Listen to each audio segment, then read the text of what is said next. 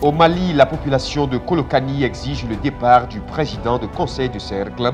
Des détails à suivre dans ce journal. Canal Plus Mali lance sa promo de fin d'année. Nous aurons des précisions. L'actualité à l'international Burkina Faso, forte mobilisation contre le passage de convois militaires français. Mesdames et messieurs, bienvenue au journal sur Doliba TV News. En conflit avec le président du conseil de cercle, Dadi Diarra, la population de Kolokani a manifesté hier vendredi 19 novembre pour dénoncer les actions de ce dernier et exiger son départ. El Hadji Maligité et Moussa Tebine. La population de Kolokani ne veut plus Dadi Diarra, président du conseil de cercle. À l'appel de plusieurs chefs de village, ils sont sortis massivement ce vendredi 19 novembre 2021 pour exprimer leur ras-le-bol face à la conduite de ce dernier qu'ils qualifient de nuisible au développement de leur localité. En effet, depuis son élection au conseil du cercle, nous n'avons reçu du président que des exactions, emprisonnement des citoyens, injures à l'endroit des autorités coutumières, etc.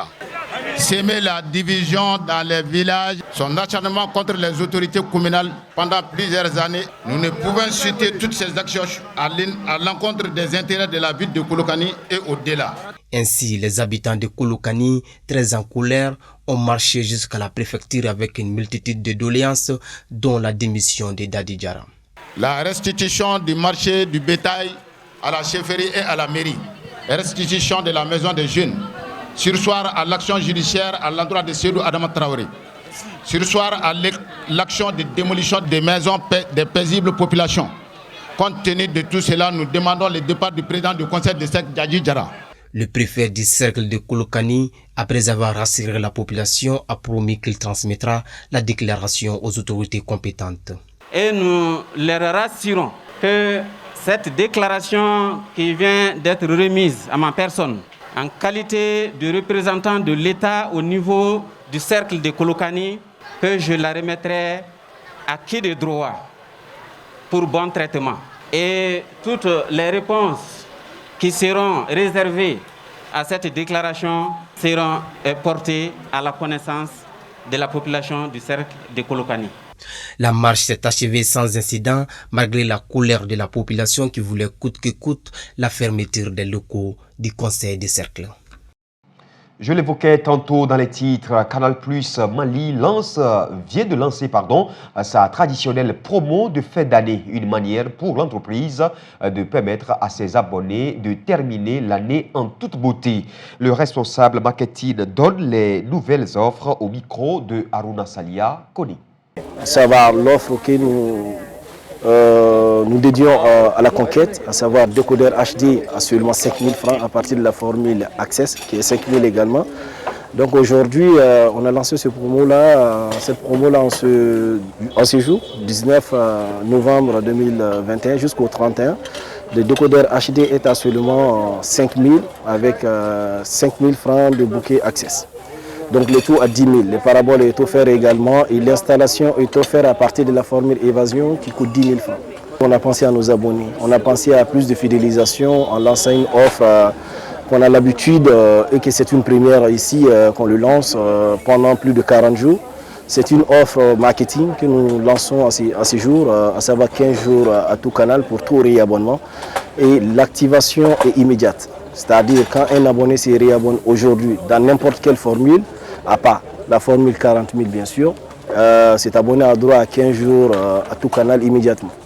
Donc cet abonné-là a droit à cette formule, il est éligible plutôt à cette formule que pendant 2 actes. C'est-à-dire un acte en novembre et un acte à décembre. Les enfants, avec le foot, aussi avec des divertissements, on a des programmes larges sur cette fin d'année, côté sport avec Champions League, avec la F1, avec tennis, côté divertissement avec Nathan TV, les chaînes Piwi et les chaînes des enfants, et aussi les chaînes professionnelles que les gens aiment beaucoup regarder, l'histoire. Le ministre de l'Industrie et du Commerce, Mahmoud Ould Mohamed, était face à la presse ce vendredi 19 novembre 2021 à la faveur d'une conférence de presse sur la flambée des prix des denrées alimentaires. Cette conférence était également l'occasion pour le ministre d'évoquer les efforts consentis par les autorités et les importateurs pour soulager le consommateur malien. Écoutons le ministre Mahmoud Ould Mohamed au micro de Aïssata Traoré et Bouraïman Doubaré. De remercier l'ensemble des importateurs de blé et l'ensemble des meuniers du Mali qui ont anticipé sur cette crise et ce manque de blé qui pourrait se poser sur notre marché. Depuis plus de 3 à 4 mois, ils ont déjà fait des stocks importants et malgré la hausse des prix sur le marché international, ils continuent à l'offrir au marché, au prix presque de l'année dernière. Et c'est ce qui fait que nous maintenons jusqu'à nos jours le pain à 250 francs et à 125 francs. C'est le lieu de les remercier, c'est pourquoi j'ai demandé à ce qu'ils viennent à cette conférence de presse pour que de vive voix eux-mêmes en parlent, pour que les Maliens sachent aussi, et je pense que c'est le contexte qui le demande. Chacun de nous, dans son petit rôle ou dans son grand rôle, doit porter un sacrifice pour consolider certains acquis, stabiliser le pays, renforcer la paix et la sécurité dans notre zone. S'agissant de mon département du pain, mon département a organisé plusieurs réunions informelles, comme je l'avais dit, à l'issue desquelles il a été décidé du maintien du prix à 250 et à 125. Et comme je l'ai dit, très bientôt, nous allons nous réunir d'ici décembre pour essayer de voir les structures de prix chaque fois que c'est nécessaire. Et s'il y a des augmentations ou il y a des révisions à faire, nous le ferons de façon transparente et nous allons informer les Maliens à temps de ces décisions. Nous allons aussi très bientôt entreprendre les états généraux du pain. Et dans ces états généraux, nous allons vraiment discuter les problèmes qui sont liés aux boulangeries et aux structures des boulangeries et toutes les organisations qui sont autour pour voir comment on peut rendre moderne et appuyer de façon efficace ces unités boulangères pour qu'elles soient plus performantes, qu'elles donnent du pain de qualité mais à un prix abordable pour la population. Nous avons aussi, j'ai parlé du gel du prix indicatif plafond de la farine à 20 000 francs CFA pour les sacs de 50 kg. Et c'est ce qui fait que nous avons demandé aussi aux meuniers de venir parce que nous savons qu'ils ont fortement contribué à la stabilisation de ce prix. Et nous les remercions, c'est le lieu pour moi de les remercier de ce geste patriotique. Et nous allons demander encore plus leur implication pour contrôler les hausses des prix, surtout sur certaines denrées sensibles telles que le pain et d'autres qui vont suivre. Mouloud Ben Katra, l'ancien ministre de l'Emploi et de la formation professionnelle du président Ibrahim Boubacar Keïta était dans l'émission En toute liberté de cette semaine. Avec lui, il était question de son bilan de ministre et de son regard sur l'actualité du pays. Aruna Salia Kone pour le décryptage. Au Mali, l'histoire des 200 000 emplois promis par le président Ibeka se mêle à la personne de Mouloud Ben Katra, ministre de l'Emploi sous le régime. Ben Katra affirme et confirme à qui veut l'entendre la création des 200 000 emplois. Quand moi j'arrivais au ministère de l'Emploi et de la formation professionnelle, j'avais un prédécesseur, Mahaman Babi. Et c'est avec lui qu'on a commencé le rêve d'avoir les 200 000 emplois de Ibeka. Donc il était, je pense, dans la fourchette de 150 000 à 160 000 emplois. Mais le reliquat, j'ai pu le réaliser quand même. Dans la gestion du portefeuille de l'emploi et de la formation professionnelle, Mouloud Ben Katra regrette la malhonnêteté de certains de ses collaborateurs. Ce qui a changé, c'est qu'il y a d'autres qui ne jouaient pas franc jeu. Ce qui a changé, c'est que la gouvernance a passé à côté. Ce qui a changé, c'est que beaucoup avec lesquels nous avons travaillé n'étaient pas des honnêtes hommes. Ce n'étaient pas des honnêtes gens. Par ailleurs, les sanctions de la CEDEAO contre les autorités de la transition ne sont pas objectives selon lui. Pour Ben Katra, il faut du temps avant d'aller aux élections. Et c'est vraiment très grave que la CEDEAO puisse prendre cette décision. Et pour moi, c'est le cœur qui a parlé et non pas la raison. Mais on n'est pas dans un État. On est dans un État où pratiquement tout est pris. Personne ne peut bouger. Ensuite, qu'est-ce qui a fait qu'il y a toujours des contestations des élections que nous avons organisées? C'est quoi? C'est cette loi électorale. C'est quoi? Ce sont ces organes qui organisent les élections qui sont contestés par-ci et par-là. Donc il faut du temps. Il faut vraiment le temps. En outre, Maouloud Ben Katra s'est dit preneur d'un poste ministériel de la transition si on lui fait appel. Écoutez, pour le Mali, rien ne sera de trop. Absolument pas de trop. Si on estime que je suis utile pour être ministre et aider mon pays, je ne le refuserai pas. Quel ministre, par exemple aussi, peu importe. Voilà, vous serez prêt. Je suis un sac à dos. Peu importe. Ancien syndicaliste devenu homme politique, Maouloud Ben Katra rêve d'un destin présidentiel. À présent, l'image du jour consacrée au Bafine, qui est une rivière de la Guinée et du Mali qui conflue avec le Bakoye pour donner naissance au fleuve Sénégal. Le Bafine est considéré comme la partie supérieure du fleuve Sénégal avant sa confluence avec le Bakoye qui le rejoint en rive droite à Bafoulabé dans la région du Caille au Mali occidental. Le Bafine est également appelé rivière noire par opposition au Bakoye nommé rivière blanche.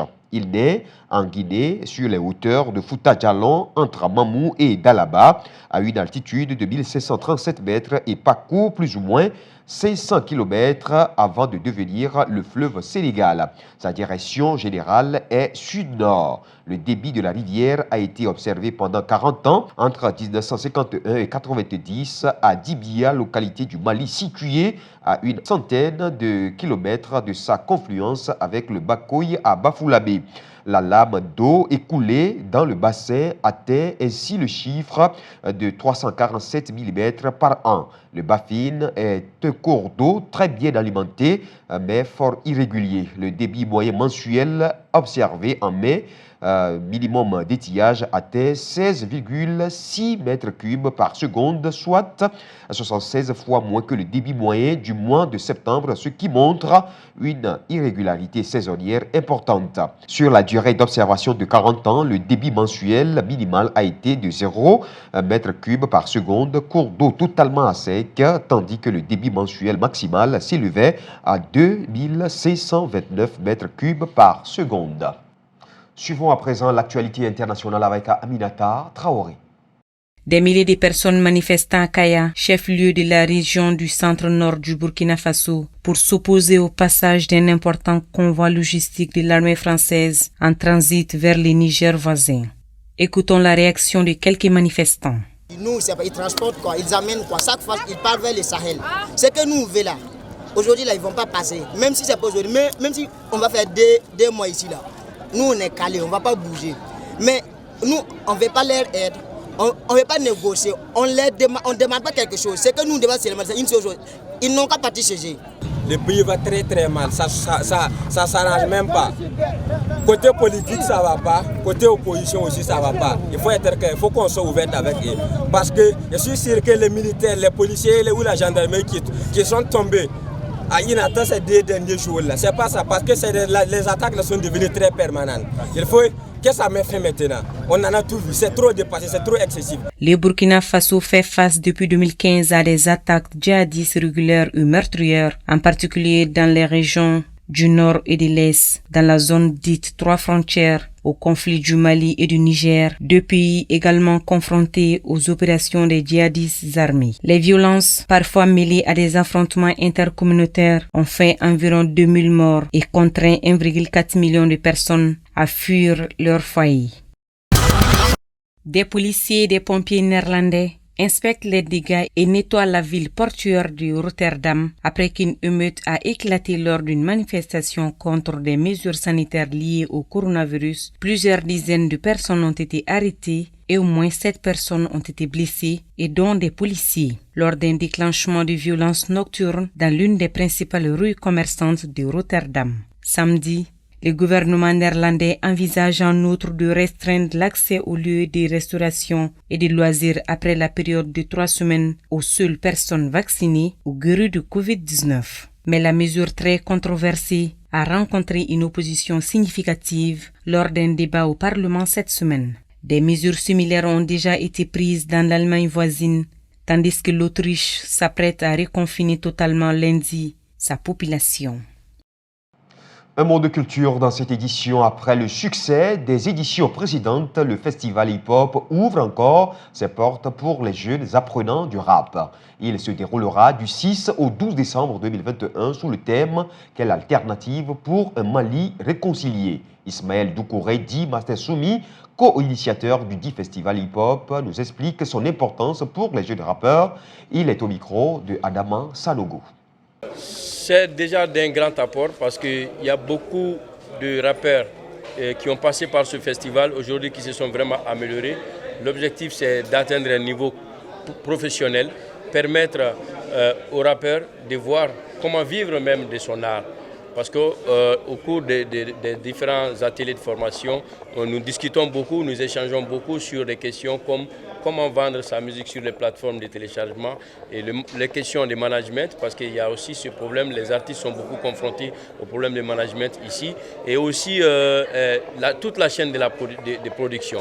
Donc à cela s'ajoute aussi les codes basiques du rap, permettre aux rappeurs d'écrire des textes conscients, des textes qui vont dans le sens d'éveiller les consciences et provoquer des réflexions. Faire un rap au service de la nation. Faire un rap qui sert la population, qui éduque, qui informe les gens. Un rappeur bien formé pourra éduquer des milliers de jeunes. Mais un rappeur mal formé qui parle d'apologie du banditisme, de la criminalité, qui fait la promotion de l'alcool, de la drogue, va détruire des milliers de jeunes. Et ça, c'est une bombe à retardement pour notre pays. Bon, nous sommes très contents du bilan. Nous sommes très contents parce que déjà, nous voyons beaucoup de fruits de Festipop aujourd'hui qui cartonnent. Okay? Mais les gens qui nous suivent savent déjà combien nous nous battons pour l'épanouissement du rap malien. Il y a beaucoup de rappeurs qui ont émergé il y a 2-3 ans de cela, qui sont sur scène, mais qui ont passé par Festipop. Le prix d'organisation du prix artistique Enrique Gross a dévoilé la liste des 22 artistes présélectionnés. Parmi eux figure le photographe malien John Calapo avec sa série intitulée Les oubliés du confinement. Le Enrique Gross Art Awards est un prix d'art biennal itinérant conçu pour le Goethe Institute et la famille Gross à la mémoire de l'ancienne directrice du Goethe Institute d'Abidjan en Côte d'Ivoire. Ils étaient 260 artistes visuels postulants pour cette édition venant de 31 pays africains et de la diaspora. Les 3 finalistes du prix seront bientôt connus. L'artiste gagnant recevra un prix en espèces de 20 000 € et 10 000 € pour une publication de son travail. Les 2 autres finalistes, quant à eux, recevront chacun un prix en espèces de 5 000 €. Le prix vise à soutenir les artistes émergents dans leur carrière en répondant aux défis de la pratique sur le continent africain. La qualité artistique est le critère le plus important pour le prix. Les lampions de la 5e édition du festival Rendez-vous chez nous à Bamako sont allumés jeudi 18 novembre 2021 à Manyambougou, en commune 6 de Bamako. Organisé par l'association Art Marionnette, Musique, Clown, Danse dans nos rues, le festival Rendez-vous chez nous à Bamako se veut un tremplin pour les professionnels des arts et les populations. Reportage Youssouf Kone et Bakoroba Niaré.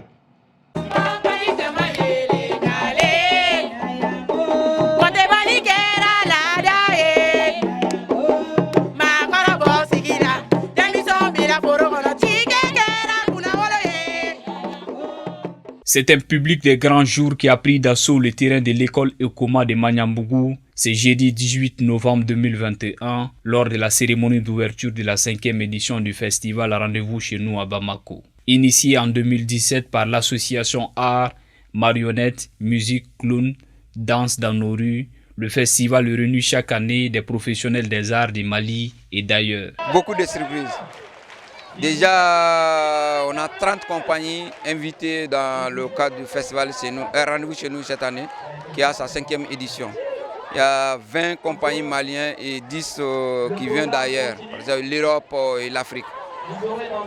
Cette année, notre thème c'est la paix et la sécurité. Comme tous les Maliens savent maintenant, là où on est, on se donne la main à travers l'art et la culture pour que la paix retourne au Mali. Cette 5e édition étalée sur 4 jours offrira aux festivaliers des parades de marionnettes géantes dans les rues de Bamako, des spectacles de danse, de musique et de théâtre. L'événement reflète, selon certains spectateurs, le Mali d'autrefois qu'on souhaite y retrouver. C'est magnifique, c'est fantastique. C'est le premier signal de Mali comme ça a été avant la crise. Et comme je profondément espère que ça va revenir dans le futur, pas seulement restricté à Bamako, mais je bien pense que le tourisme va se revivre dans le centre du pays, Timbuktu, etc., dans la région d'Ogon, etc., avec tout le danse, performance traditionnelle typique, avec le tam-tam de Bambara très fort, etc.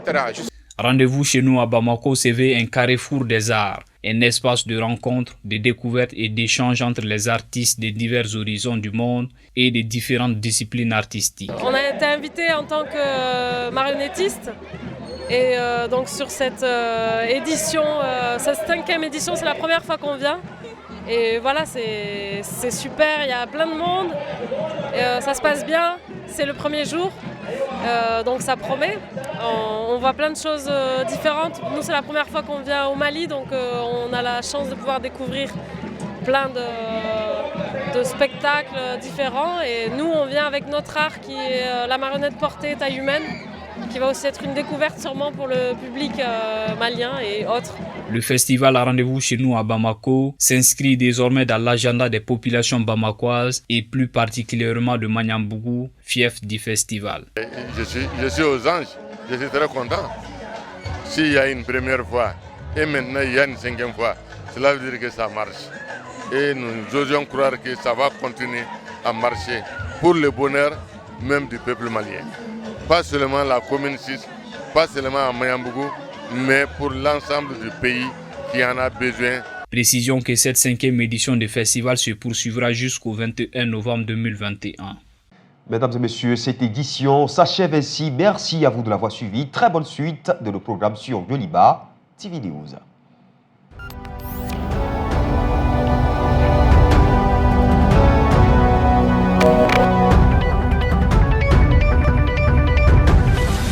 Yoliba Evening News.